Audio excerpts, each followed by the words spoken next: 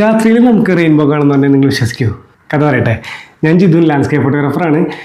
ഞാനിത് 2019 ഐസ്ലാൻഡിൽ വെച്ചെടുത്ത ഒരു ഫോട്ടോ ആണ് കേട്ടോ. സ്കോഗ ഫാൾ എന്നൊരു ഭയങ്കര ഫേമസ് ആയിട്ട് വാട്ടർഫോൾ ഉണ്ട്. ഞങ്ങൾ പക്ഷേ ചെന്നപ്പോൾ അവിടെ നല്ല സ്റ്റോം ആയിരുന്നു, ഓറഞ്ച് അലർട്ട് ആയിരുന്നു. അപ്പോൾ രണ്ട് ദിവസം 3 ദിവസം നമ്മൾ ഹോട്ടലിൽ നിന്ന് പുറത്തിറങ്ങാണ്ട് ഇങ്ങനെ വെയിറ്റ് ചെയ്തിരിക്കുകയായിരുന്നു.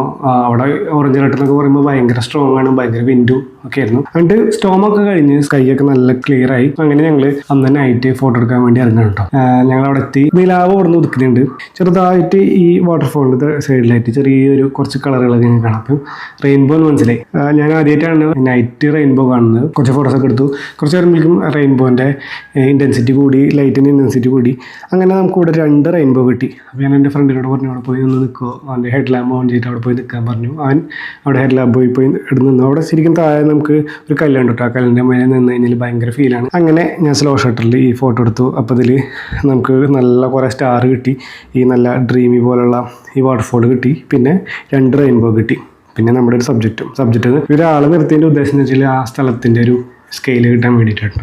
അങ്ങനെ ഈ ഫോട്ടോ ഞാൻ കമ്പോസ് ചെയ്തു. ഇതിൻ്റെ പേര് ഞാൻ ഇട്ടത് ഡ്രീംസ് ഇൻ പ്രഷ്യൻ ബ്ലൂ എന്നാണ്. അതായത് ഈ ബ്ലൂവിൻ്റെ പേരാണ് പ്രഷ്യൻ ബ്ലൂ. പിന്നെ ഈ ഒരു ഡ്രീമി എഫക്റ്റ് എന്ന് വെച്ചാൽ വാട്ടർഫാളിൻ്റെ ഡ്രീമി എഫക്റ്റും പിന്നെ നൈറ്റ് റെയിൻബോ കിട്ടുന്ന ഒരു നമ്മുടെ സ്വപ്നം പോലെയാണല്ലോ. അപ്പോൾ അങ്ങനത്തെ ഒരു പേരാണ്. ഈ ഫോട്ടോയുടെ ഡീറ്റെയിൽസ് ഞാൻ എന്തായാലും ആഡ് ചെയ്യുന്നുണ്ട്, നിങ്ങൾ നോക്കിക്കോളൂ. പിന്നെ ഇതിന് ശരിക്കും റെയിൻബോ എന്നല്ല പറയുക, മൂൺബോ എന്നാണ് പറയാം. അപ്പം നിങ്ങൾ മുൻപ് കണ്ടിട്ടുണ്ടെങ്കിൽ കമൻറ്റ് ചെയ്യുക. പിന്നെ ഈ കഥ ഇഷ്ടപ്പെട്ടിട്ടുണ്ടെങ്കിൽ സബ്സ്ക്രൈബ് ചെയ്യുക. പുതിയൊരു കഥയായിട്ട് നമുക്ക് വീണ്ടും കാണാം. ബൈ.